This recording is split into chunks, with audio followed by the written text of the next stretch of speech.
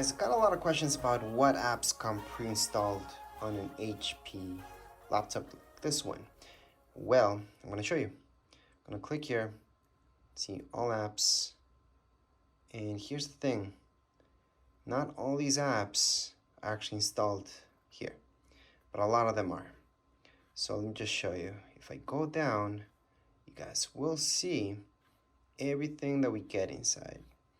Now, what I can tell you that we don't have in this computer, we technically don't, is Microsoft Office. I did not sign up for it, but if you guys signed up for it, you have the subscription, it would be in here. If not, something like Word and all that, you have to pay for that. And that's it. Right now, you guys are going to see all this. So that's everything you get inside. That's all the apps that you guys get with this computer.